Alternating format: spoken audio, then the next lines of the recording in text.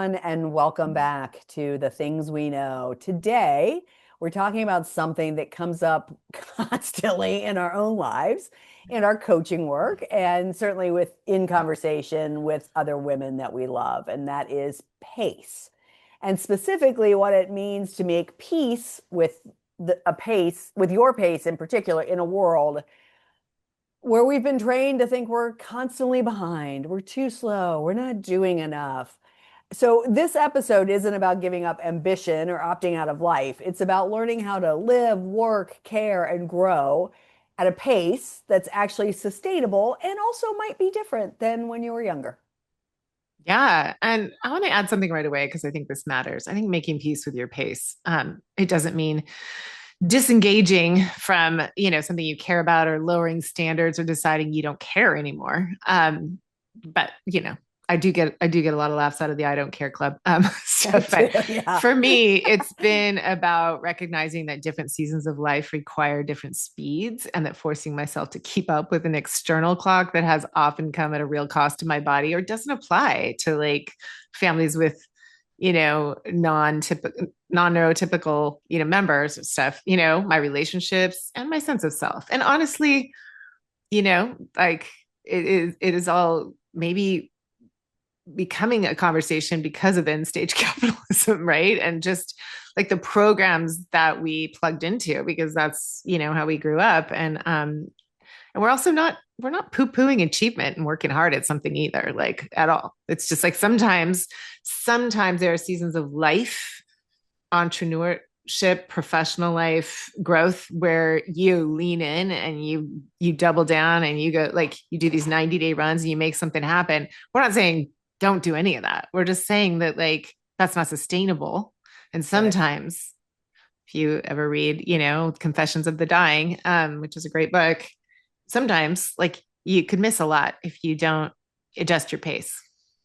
Yeah, I mean, I think to your point, I think it's a combination of, I mean, we just recorded, although it was several weeks ago, we just recorded This Is Not Normal. And part of that is what we're going through in this country now, too, right? Like it's hard to keep pace when you're also being bombarded and fire hosed with all the shit that's going down. But I also think about like Gen Z just does life different, right? Like they watched their Gen X parents and they were like, "Oh hell to the no, am I doing that?" And I really Mhm. appreciate that because it doesn't mean they're lazy. It doesn't mean they're not trying to accomplish things. It just means they're not going to do it in the patriarchal system that we That grew was up just in. handed to That us. was Yeah. 1,000,000%. And again, I, God is blessed. I just had a conversation with a friend who is like, I just feel like I'm constantly behind. So many women feel that way.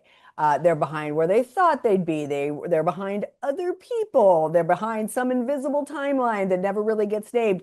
And it's not just a midlife thing. Like think about women whose body clocks are, they're behind in having children. Like we haven't talked about this, but we have an interview coming up in a couple of weeks, or maybe it's already happened. I can't remember with Dr. Nelva, and she made a comment that she had babies late in life, and she had them at 27. I was like, dude, I was getting married at 27. Like I didn't I have had my my. first at Me 32. too.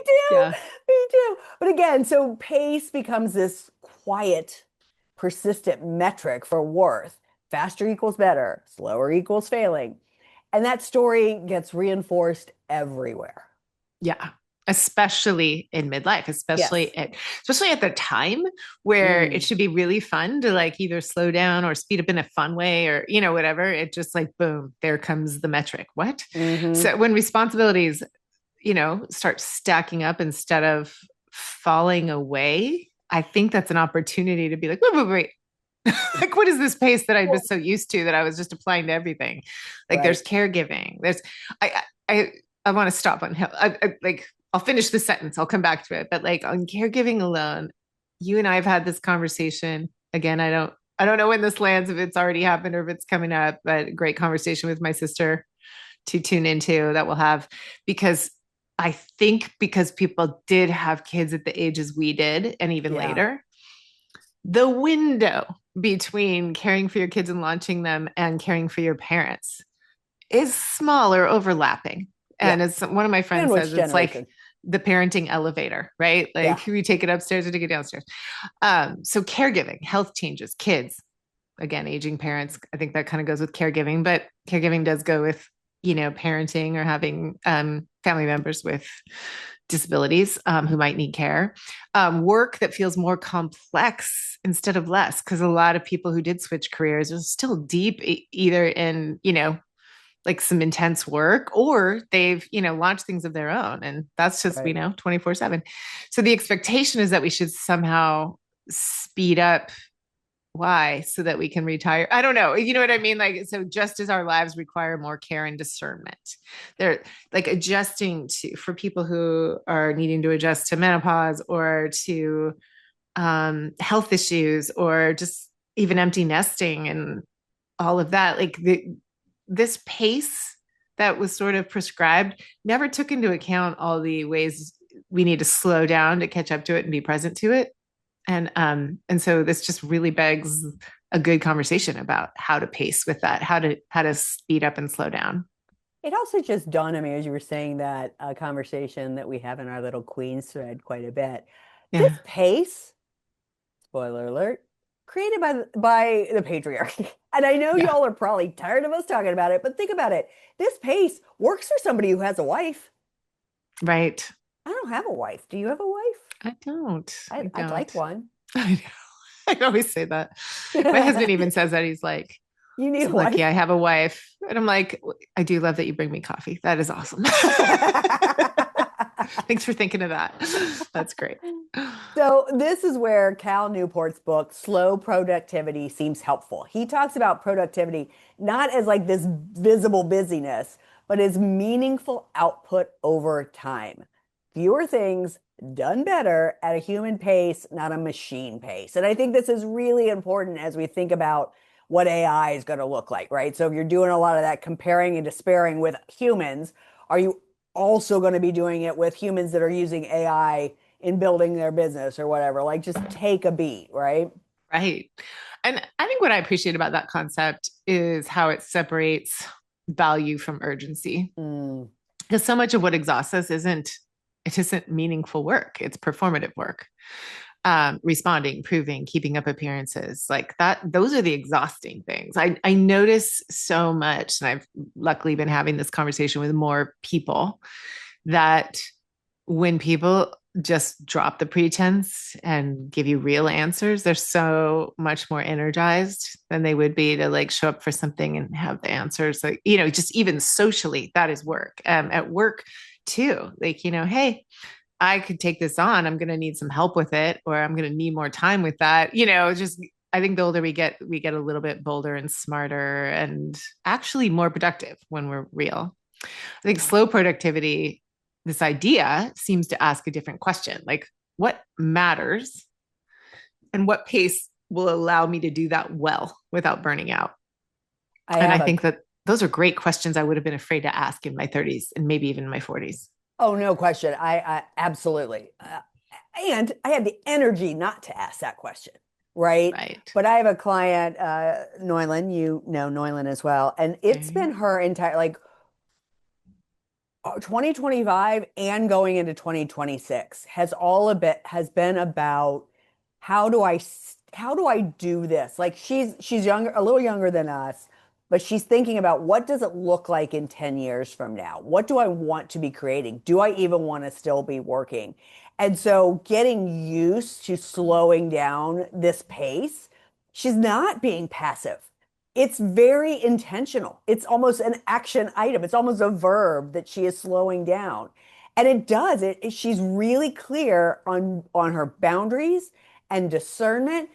She works with a lot of corporate clients and she says to them, like, I don't have the bandwidth for that right now. Part of it is because she is a sandwich generation. Her parents live next door to us. She has kids. Her oldest is only going to be 10 this year. So she is right in that sandwich generation. And one of the things we coach about a lot is that discomfort of being like, I can't take anything on anymore, and letting go of the need or the societal expectation that you should look busy all the time. It is literally an ongoing conversation. It's all we're coaching on at this point right now. Is celebrating her slowing down, celebrating her creating boundaries and understanding her bandwidth and sharing it with the clients. And spoiler alert, the clients super appreciate it. They do not get mad. They do not get angry. They're like, "Thank you for letting me know." And she's not saying I'm never taking on additional things. She's just saying this is what I am willing to take on right now. And she's thriving. That's amazing. I mean, and I mean, I kind of think that is like our work with a lot of people that come to our Mm, retreats too. Like, true. oh, what if you actually like we have a lot of people who've retired from incredibly long and like hardworking teaching careers or nursing careers, or like people who really come to our retreats needing some permission to slow it down. Yeah. And then sometimes really admit that they just replaced it with feeling stressed about gearing up something new and Yep. didn't like do the in between. And so I think that that's fascinating. Like it just gives me an idea for something to like spend time on the retreat. Okay. Noted. Yeah, I mean, yeah. Anyway, okay. So like I want to talk about burnout too. I think that did you ever read Emily and Amelia Nagasaki's book? No, I haven't. Okay, Emily Nagasaki, she's such a good author. She wrote Burnout. I read it a while ago and just reopened it again because of a client who's really experiencing, you know, like health problem levels of burnout. Wow. One of the most important ideas I think from that book is that burnout is not caused by stress itself, because stress like is normal. Like our body is meant to withstand and file and distribute and respond to and get energy from stress. If you think about it, like stress is an impetus. Like stressors, we can't, I don't mean like just sitting there ruminating. I actually mean stressors, right? Right. So it's not caused by stress itself. It's caused by not completing the stress cycle. So like we stay activated without recovery. If What is we, the stress cycle, though? Can you I, explain that a little bit? yeah, I wish I had like, I wonder if I could pull it up and just look at it. Basically, if you think of any cycle that we go through where it's like, what's the thing, the trigger, how do we respond to it? Yeah. And then there's like ways of identifying and negotiating and all that. And then like recovery, Hmm. which like stay stuck on that part of the wheel. Oh, I Um, got you. So we stay in that stressed state and we never right. take a moment to recover, which is where the burnout leads to. Right. So it's like, Got it. okay, the stressor sneaks up on us. Stress response system kicks in. That's the second one. So in these moments, our brain's alarm system, the amygdala, it jumps into action, triggering our stress response, kind of like our built-in fight, flight, or freeze Hmm. mode, right? Yep. Then the next thing, honestly, is like deal with the stressor. Eventually, the stressful situation concludes. Then we deactivate the stress response. We engage in activities that help us shake process the stress, right? That was her term. Maybe through a workout, calming stretches, Mm. deep breaths, yoga session, glass of wine, sharing laughter with friends, like, ooh, that was stressful, I'm going for a walk, right? Or ooh, that was a Yeah. stressful meeting, I'm going to do that. So like most of us are like, doesn't everyone do that, right? The rest and recovery system kicks in. Once our body gets the signal to process the stress, our natural rest and recovery system lowers the stress levels and mends the impact stress left behind. That's like happening on a cellular level. Isn't that so fascinating? It's just That like is. these things happen naturally when you're used to them, right? And then you complete it with the stress cycle wrapped up, bodies are recharged, less vulnerable to ongoing stress and its pitfalls like burnout. And hopefully doesn't immediately go into the next one. What this book is saying is like we deal with the stressor and stay there, and then we just stay in that mode. And our Got it. body doesn't So go into the, you know, the rest and digest. got it. Okay. So that if we're staying in the fight, flight, or freeze, essentially, then that is where you get exhaustion, illness, disease, emotional shutdown, right? And I will say women are really, really good at operating from there. A Like they're million. really Oh, productive and they get a lot. of accolades for it. They're so people are because they're easy and they're impressive and you could just throw everything at them and they'll just it's amazing. It's magic. It all just happens. Yeah. Yep. And then the body breaks down and we feel guilty because we haven't been able to handle it all, right? But that your Correct. body slowing down isn't betrayal, right? It's actually communication. Listen, I don't think we talk enough about our body's signals is communication. Right? It is, our bodies know us better than anything. So when shit is going wrong, it is our system saying that whatever pace you're doing is not survivable. Hmm. Correct. So Amazing. fascinating. Yeah. Ugh. I love that we sit with it for a second. We're always like, ugh. Yeah. Well, it's funny too because like we discuss these ideas and then we come up with them and like I think we get a good idea for them. But honestly, these conversations are somewhat spontaneous too. Like Right. they just sort of unfold. So it's like as we're talking about it, like oh yeah, We're also absolutely, processing. yeah. Um. Okay. So like anyway, so I think like staying activated without recovery and burnout, which we've talked about, I think in season two. Um, That's I so just fun think to like say. we're so quick to judge ourselves for it, right? Yes. Like to see it as failure and like not wisdom, which is actually what Mm. it's trying to show us. Like it's trying to give us wisdom. And that's like probably why we go through it enough until the wisdom sticks. But like if it's information that we're meant to listen to and not override, then all of it's helpful. Yeah, absolutely. Yeah. It's funny. I've been using this idea a lot with my clients around the idea of disease is dis-ease, right? So if you don't feel like if you feel in ease with your body, it's going to show up as illness, right? I mean, we've known so many people.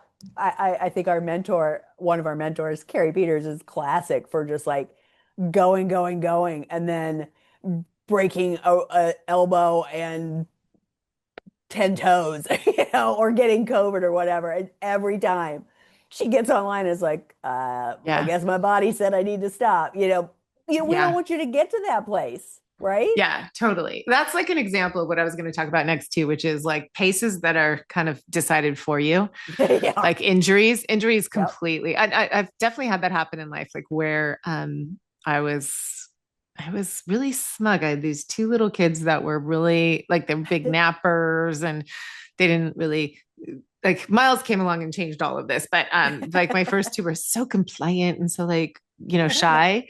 And Griffin actually wasn't even walking yet. He was a late walker and Peter was always reading a book and so I was also taking on more and I was writing grants for this one like school that was starting and I was so busy and then I broke my ankle in three places and Yikes. I I was forced to not only like that was also a huge moment in my life where I actually we have talked about this before. I had to learn to like actually ask for help because I was the one who was kind of because things were manageable for me, I was the one who was like bringing other people meals. Like some people had to Right. like give me rides to physical therapy, not just for me, but for Griffin.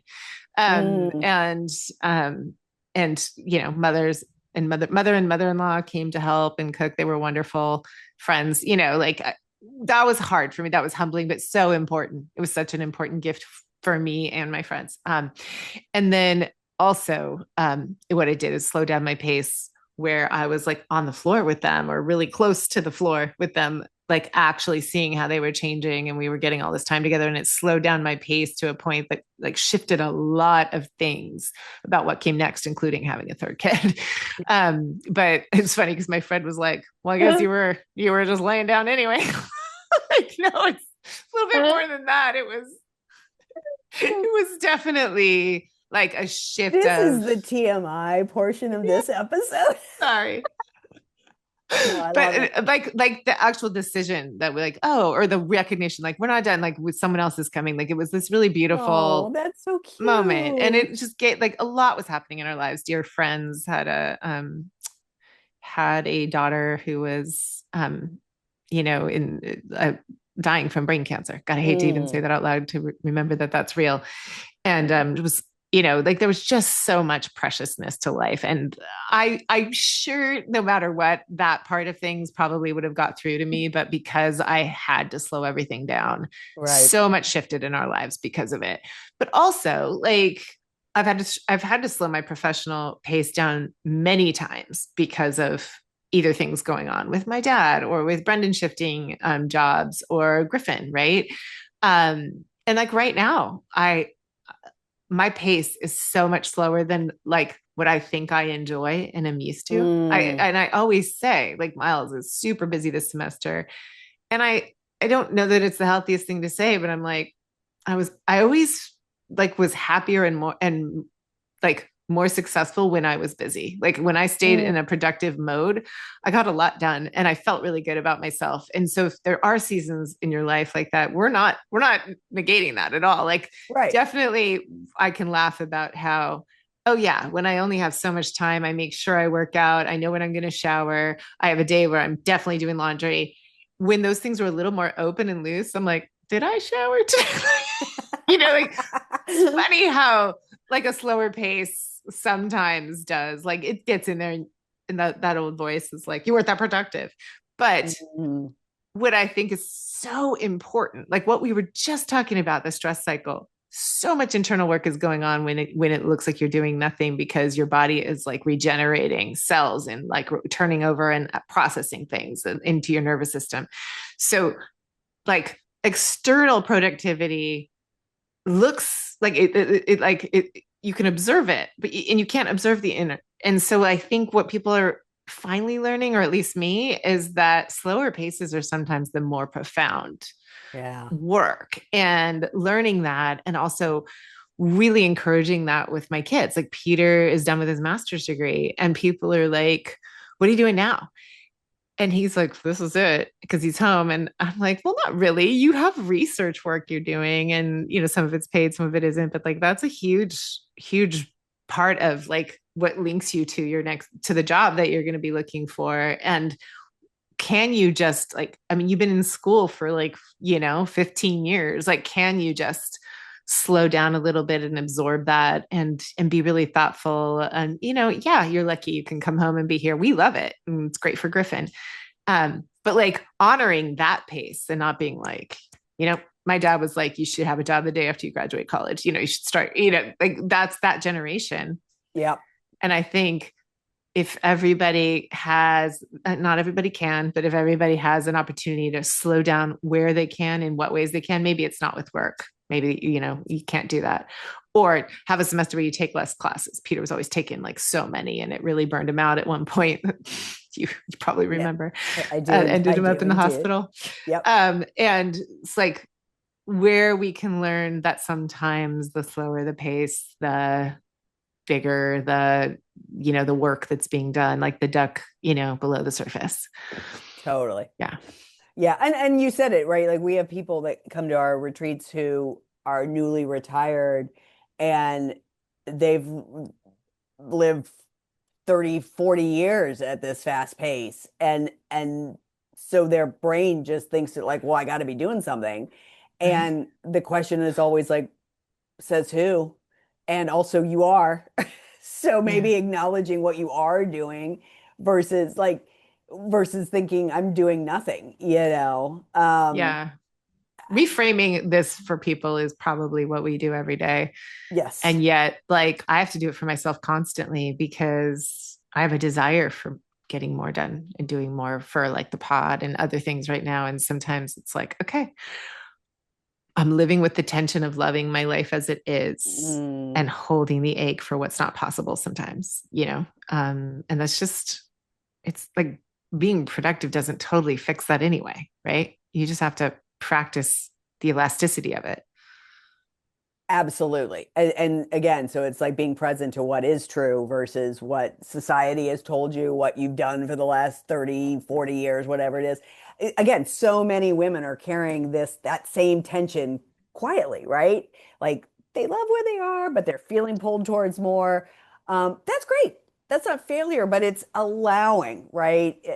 To be human in this like complicated season. And again, all the seasons are complicated, right? Like when we were younger, we were go, go, go, work, work, work, have babies, la, la, la, la, la.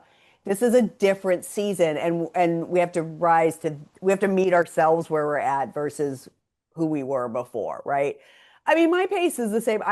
Again, I keep saying this. I've said this so many times today because I've just had a lot of conversations this week with clients. Um, I was noticing, I was saying how, in my mind, I've never been full of clients. Like I've never had a waiting list. I've also never wanted a waiting list. So maybe that's my own limiting belief. And I'm so glad because I have the spaciousness to if a client needs to reschedule or I need to reschedule, I don't have to do it on a day I don't want to work. Like I don't really want to work on Mondays and I definitely don't work on Fridays. So if I have spaciousness, I mostly see my clients on Tuesdays and Wednesdays. I have room on Wednesdays to rearrange somebody if I want. And I just, as I was having this conversation, I was like, oh, maybe I never want to be full because I always want to be able to have, I don't ever want to have to schedule somebody on a Monday or Friday if I don't want to. I do So want to say you do still have a pretty like busy roster on the days you work. So oh, on the yeah, absolutely, absolutely. yeah, Yes, I do. I do. But again, we've been taught right. that we should work 5 days a week. We should work Monday through Friday. I made a conscious decision when I left HCI that I wasn't gonna. At HCI, I was working Monday, Wednesday, Friday, and I had private clients on Tuesday, and Thursday was my day off. And I made a decision. I don't want to work on Mondays. I don't want to work on Fridays. I'm going to do Tuesdays and Wednesdays. We did the pot on Thursdays, and I love that. And so I guess I made that decision what 3 years ago, 4 years ago. It doesn't mean my brain doesn't sometimes go, shouldn't you be? I'm taking as I go into 2026, I've decided to really make Tuesdays through Thursdays my work days. So even on Wednesday, if I don't have clients, like you know me, I like to get up and get dressed and put my makeup on. I do that even on a Wednesday because I'm like, that will lead me to work. And I really like that pace. There have been situations here at home where I've needed to have that time off. I needed, and interestingly, you said your dad. The funny thing about, and funny is the wrong word. The interesting thing about my entrepreneurship is I'm in a time right now where I need to have availability to not be working. And this happened to me when I first opened up Transformation for Real as well. But at the time, I was a new coach. So I was feeling that pressure of a six-figure business. Oh, that bullshit. And but I remember I was still in training at HCI. I was in my mastery program, and my coach, Alice, pointed out maybe you're not supposed to have 10 clients right now. And the minute she said that, and she didn't really know she didn't really know why she was saying that, but I realized that every time I wasn't working, I had to deal with something with my dad. And my dad was in Ohio and I was here, but I was somehow managing either him or I was helping my sister or whatever it was. And now I find myself in that same place. When I'm not working, there's something else that needs my attention. And so this time around, when I was looking at my roster going into 2026, I was like, okay, I have two spots available on the second and fourth, or sorry, the first and third Tuesdays of the month. That's all I'm going to fill. That's all I'm trying to fill right now because I want my Wednesdays to be free, either to reschedule or just because I know I'm needed at home right now. And that was so freeing. But if I was still in that hustle culture of my 30s or even, my late 40s when I opened up my coaching practice, that would have felt really hard. I'm so glad that I had the experience early on to be able to recall now. That makes sense. I love that. Yeah. Yeah. I mean, I don't know. You do Also, always I'm a strike manifestor. I me. need a lot of rest.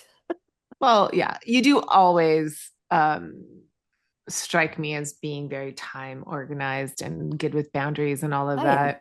Um, so, but yeah, if I were to say, if I would observe something, Your system does desire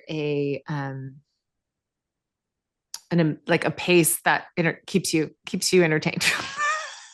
Yes, totally. So Yeah. like, and I think that's a really good thing. It's like because you balance it. You're like, I want a certain amount of work, a certain amount of fun, a certain amount of downtime, certain amount of family time. I mean, I'm Like always certain time reminded. alone, which you Yeah, didn't always get. totally. Getting that back right now. I'm super excited about that. No, I noticed it. I notice it every year around the holidays because I take the week between Christmas and New Year's off. And by the time the new year rolls around, as working up to it, man, that last client, I'm always like, you're my last client for the year. This is awesome. And then, goddamn, by the time, January 2nd or 3rd or whatever, the first working day of the year rolls around, I'm like, I'm ready. I'm ready to get back into it. So it's funny how you sometimes think you desire rest and then you get it and you're like, okay, I'm ready to move Yeah, along, right? right. Totally. All right, so you've mentioned her before. Let's mention her again. Daniel Laporte's desire mapping. I need to look into this more because I know you love this. This is a great example and tool from, again, switching from pace to presence, right? So instead of asking, what do I want to achieve? She asks, how do I want to feel? So when you orient around what feeling states like do you want to be grounded? Do you want to be connected? Do you want to be alive, spacious? The pace naturally adjusts to that. I guess sort of what I was just saying, right? Yeah. Yeah, no, it's absolutely exactly what you just said. It's funny how sometimes we start to say something that's like coming up in the meeting and Yeah. realize we're about to say it.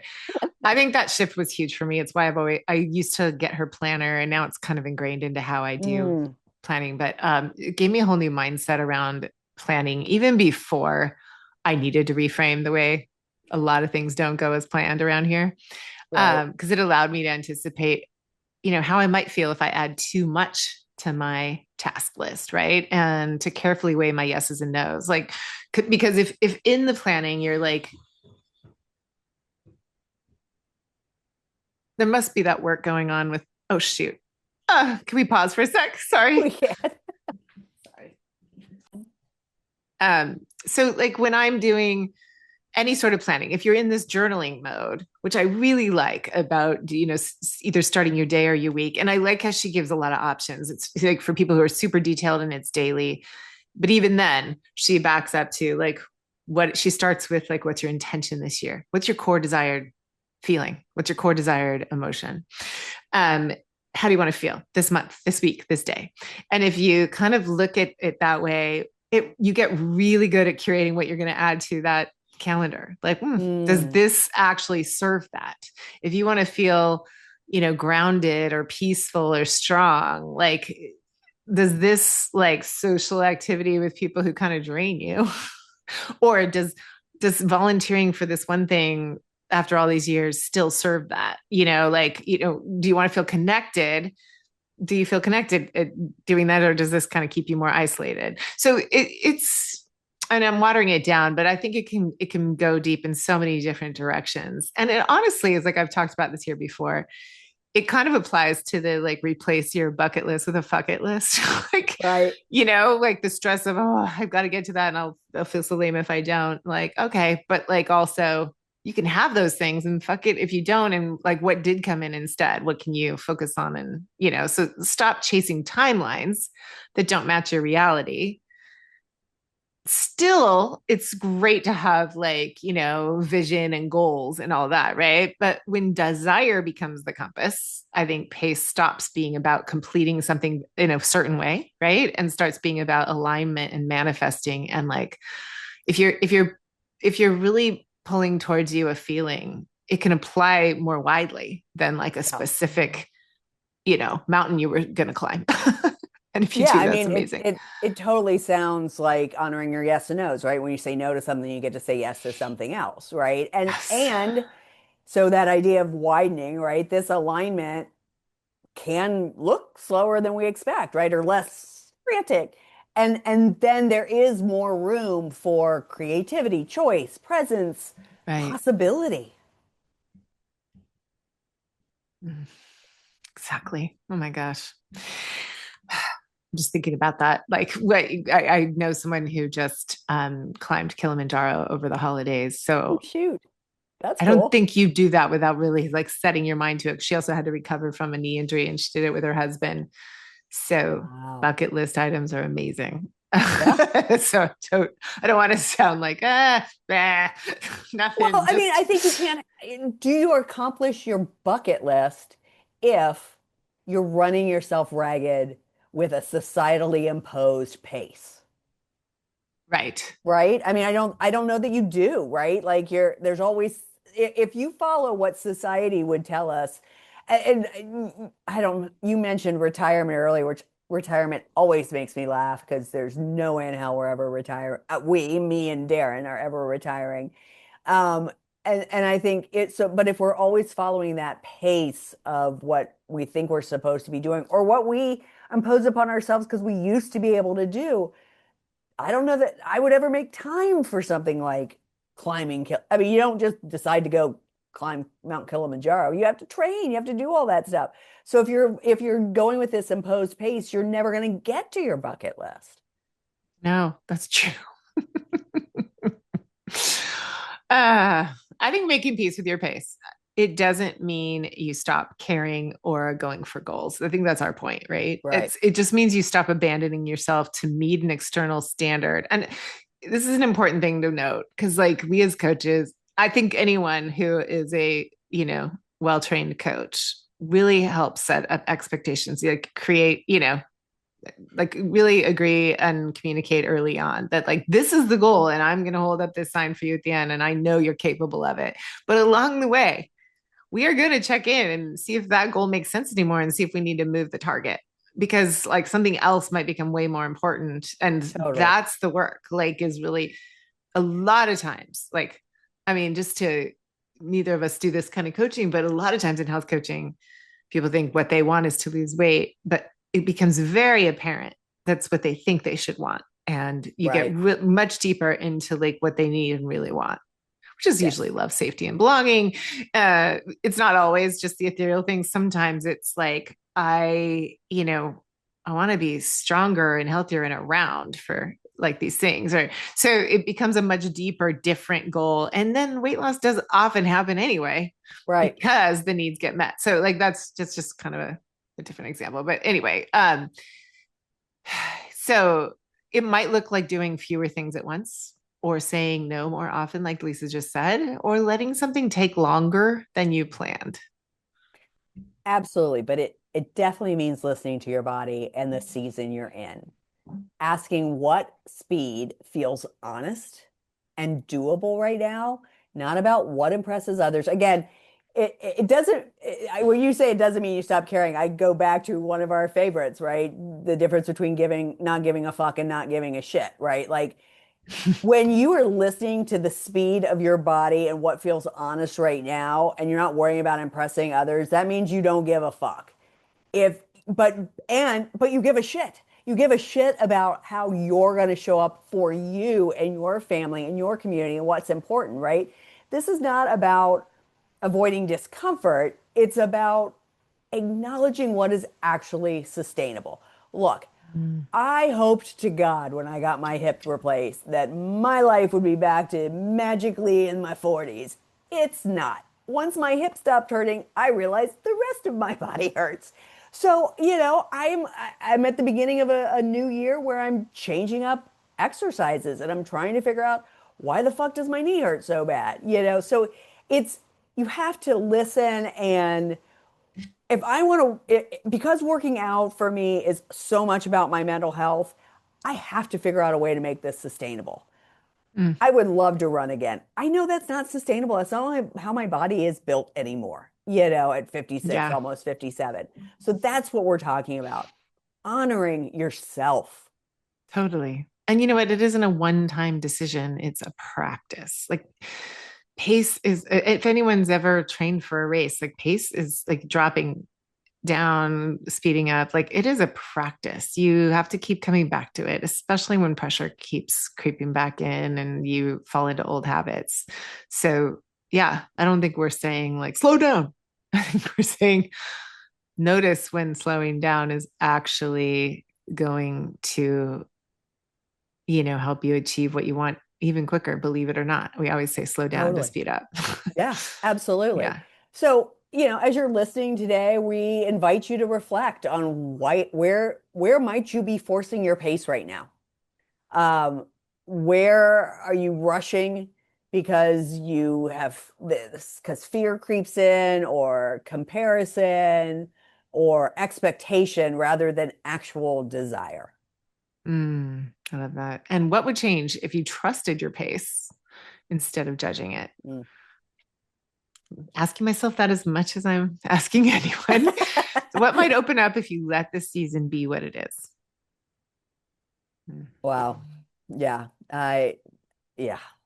I mean, look, I wish I could do the things I did in my 40s. We've joked about this before. So cocky. I know. Even early 50s, so I cocky. know.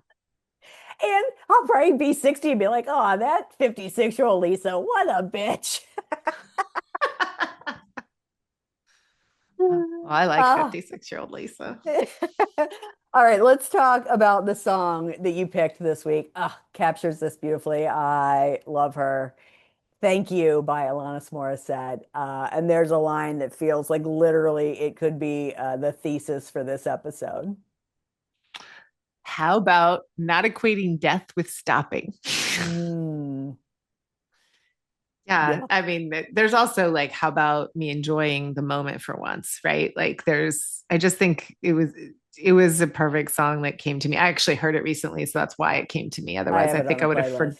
forgotten it. Even And how about me not blaming you for everything? That I think is right, her outwardly, but I'm gonna say the me and the you in this instance is both. It's yeah, us, right? Like, how about totally. me not blaming me for everything, right? Seriously, because it does feel like a conversation with yourself, a lot of it. Absolutely, yes, yeah. Yeah, Mm, I love her. great song. Yeah, it is such a good song. Of course, that's our 90s, again, Gen X-ness is Yes. coming right through. You know what? Again, making peace with your pace, very clear. This is not about giving up. It is about choosing longevity over burnout, alignment over approval, and presence over performance. Mm. So if this episode resonates, we're really glad you're here. It's resonating with us in real time as we're recording this, I got to say. Yep. And we also hope you'll be gentle with yourself as you navigate your own rhythm. And I would really, if you're listening and you have never reached out to us to tell us like this lands, we would love to know, because it really just helps fuel us for future episodes and helps us engage even better. Um, we would love to hear your story of like really finding the right pace, or like where you've struggled with pace. It really kind of would help us to share that. We could share it anonymously with our following about like how this is landing for people. So I encourage you So to let us know. yeah, you could email us at the things we know podcast 23 at gmail.com. Or if you follow us on Instagram, you can certainly DM us there. We do have some listeners who on a regular basis reflect back to us, They do. and it means the world to us, but it also you're exactly right. It prompts us to think about other topics to talk about. Yeah. These are the things we know, but we love to hear what you know as well, and take those and turn those into episodes. So thanks everyone as always for listening, and we will be back next week. Bye.